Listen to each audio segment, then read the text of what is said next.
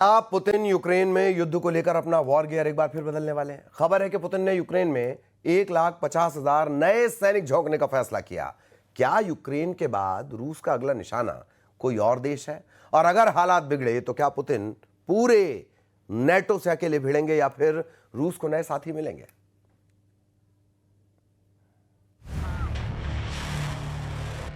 डेढ़ लाख सैनिकों का नया मोर्चा।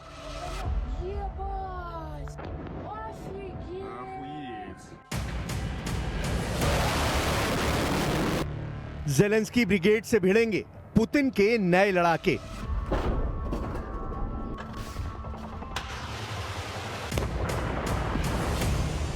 यूक्रेन के बाद रूस का नया टारगेट लॉक। पुतिन के नए मिशन में कौन देगा साथ, कौन करेगा घात? वॉर जोन से आई सनसनीखेज खबर को समझने से पहले कुछ तस्वीरें देख लीजिए। ये तस्वीरें रूस के रोस्टोव ऑन डॉन शहर के एक अपार्टमेंट की हैं, जहां रात के सन्नाटे में यूक्रेन के ड्रोन ने एक अपार्टमेंट को टारगेट किया। देखते ही देखते एक बारूदी धमाके के बाद अपार्टमेंट की इमारत जल उठी। गनीमत रही कि वक्त रहते 15 लोगों का रेस्क्यू कर लिया गया। रूस के गवर्नर का दावा है कि इस दौरान रूसी सेना ने जवाबी कार्रवाई में यूक्रेन के 10 ड्रोन धराशायी कर दिए। यूक्रेन के ड्रोन अटैक के बीच अब ये तस्वीर भी देखिए। दावा है कि यूक्रेन के 142 इलाकों पर रूस की तरफ से हमला किया गया। इस दौरान हेड्रॉन कंट्रोल साइट्स, विदेशी लड़ाकों के ठिकाने और हथियार डिपो को निशाना बनाया गया। इस दौरान 191 ड्रोन, एक नेपच्यून मिसाइल और 6 गाइडेड बम मार गिराने का भी दावा किया गया। यानी दोनों देश एक दूसरे के खिलाफ कोई मौका छोड़ नहीं रहे हैं। भीषण वार, पलटवार किया जा रहा है। लेकिन अब यह कहानी इन हमलों तक सीमित नहीं है, क्योंकि खुफिया सूत्रों के हवाले से जो खबर आ रही है वो दुनिया की चिंता बढ़ाने वाली है, क्योंकि रूस अब वॉर गियर को बदल रहा है। ताजा रिपोर्ट्स के मुताबिक क्रेमलिन यूक्रेन में लड़ाई के लिए 1,50,000 नए सैनिकों को झोंकने की तैयारी कर रहा है। यूक्रेनियन इंटेलिजेंस का दावा है कि यह संख्या पहले से तय भर्ती लक्ष्यों से कहीं ज्यादा है। दरअसल रूस ने पिछले साल ही लगभग 5 लाख नए कॉन्ट्रैक्ट सोल्जर्स भर्ती किए थे। अब अतिरिक्त 1.5 लाख सैनिकों का मतलब है कि यूक्रेन के मोर्चे पर और भी दबाव बढ़ाया जाएगा।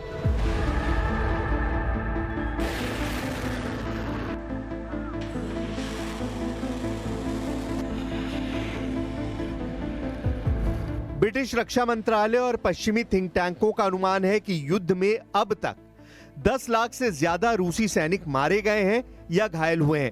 हालांकि क्रेमलिन ने कभी आधिकारिक आंकड़े साझा नहीं किए। बावजूद इसके नए सैनिकों की भर्ती बताती है कि रूस लंबी जंग की तैयारी कर चुका है। एक्सपर्ट्स मानते हैं कि छोटे छोटे इन्फिल्ट्रेशन यूनिट्स और ड्रोन वॉरफेयर की रणनीति से रूस को कम नुकसान उठाना पड़ रहा है। यही वजह है कि भर्ती पर भरोसा और बढ़ गया है। सवाल यह है कि क्या यूक्रेन की थकी हुई सेना इतने बड़े रूसी दबाव को झेल पाएगी? रूस की सेना को केवल आदेश पर मजबूरन नहीं, बल्कि कई तरह के दबाव के जरिए भी तैयार किया जा रहा है। नए कॉन्ट्रैक्ट सोल्जर्स को 40 लाख रूबल यानी लगभग $5,000 का बोनस दिया जा रहा है।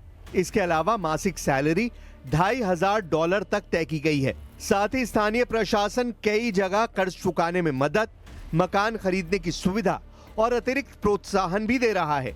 लेकिन यही कहानी का दूसरा पहलू भी है। गरीब इलाकों, छोटे कस्बों और आर्थिक रूप से पिछड़े वर्गों पर सबसे ज्यादा बोझ डाला जा रहा है।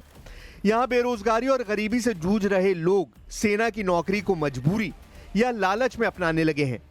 यही नहीं, जेलों में भी बड़े पैमाने पर भर्ती जारी है। हत्या और बलात्कार जैसे अपराधों में दोषी कैदियों को भी रिहा करके हथियार थमाए जा रहे हैं।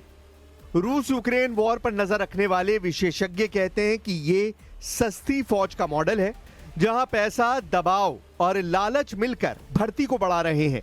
एक तरफ रूस के पास लगातार नए सैनिक जुड़ रहे हैं, वहीं दूसरी तरफ यूक्रेन गंभीर संकट से जूझ रहा है।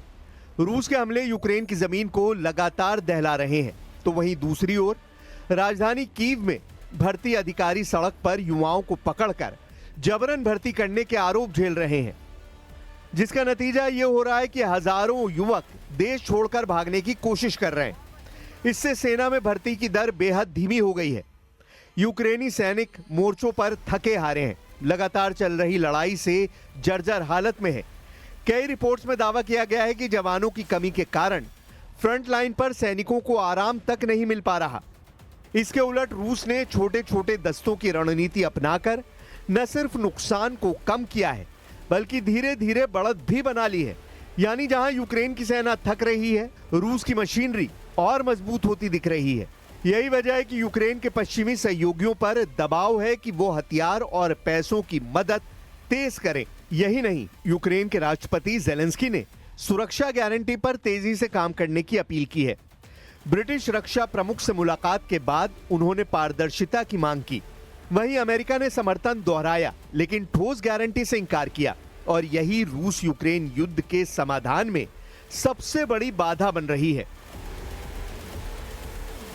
We are thankful to Kir, Prime Minister, for such deep involvement to this process and with coalition of willings and with the support. So thank you so much. Putin का अगला निशाना कौन? वार पलटवार और कूटनीतिक मोर्चाबंदी की इन कहानियों के बीच ये सवाल लगातार उठ रहा है कि यूक्रेन के बाद पुतिन का अगला निशाना कौन होगा। कई पश्चिमी विश्लेषकों का मानना है कि मोल्दोवा, बाल्टिक स्टेट्स और यहां तक कि पोलैंड भी रूस की रणनीति में शामिल हो सकते हैं।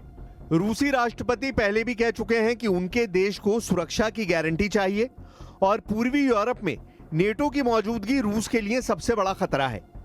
अगर रूस यूक्रेन में सफल होता है तो उसके लिए अगला कदम पड़ोसी देशों पर दबाव बढ़ाना आसान होगा। यूरोप में इस समय सबसे बड़ी चिंता यही है। दरअसल दूसरे विश्व युद्ध के बाद यह पहली बार है जब यूरोपीय सुरक्षा ढांचा इतनी गंभीर चुनौती झेल रहा है। अगर रूस ने वाकई यूरोप की ओर कदम बढ़ाया तो यह सीधा सीधा नेटो से टकराव होगा। नेटो के 31 देश सामूहिक सुरक्षा समझौते के तहत एक दूसरे की रक्षा करने के लिए आपस में बंधे हैं। यानी किसी एक सदस्य पर हमला पूरे गठबंधन पर हमला माना जाएगा, जिसका मतलब है कि रूस और नेटो में भीषण जंग। आंकड़ों की माने तो नेटो के पास रूस की तुलना में कहीं ज्यादा टैंक और नौसैनिक ताकत है, लेकिन रूस के पास एक बड़ी बढ़त है, परमाणु हथियारों का विशाल भंडार। यही डर पश्चिमी देशों को सीधे युद्ध में कूदने से रोकता है।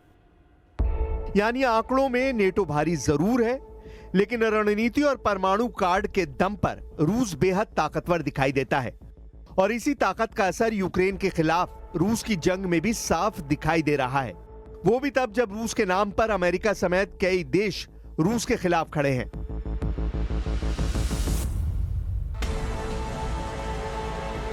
लेकिन सवाल तो यह भी है कि आखिर इस जंग में रूस के साथ कौन है?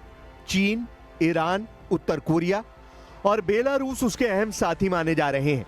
भले ही चीन रूस की खुलकर सैन्य मदद तो नहीं करता, लेकिन आर्थिक लेन देन और टेक्नोलॉजी ट्रांसफर के जरिए बड़ा सहारा देता है। ईरान ने रूस को सैकड़ों ड्रोन मुहैया कराए। उत्तर कोरिया आर्टिलरी शेल्स और हथियारों की सप्लाई कर रहा है। वहीं बेलारूस ने अपने इलाके को रूसी सैनिकों और मिसाइलों के इस्तेमाल के लिए खोल दिया है।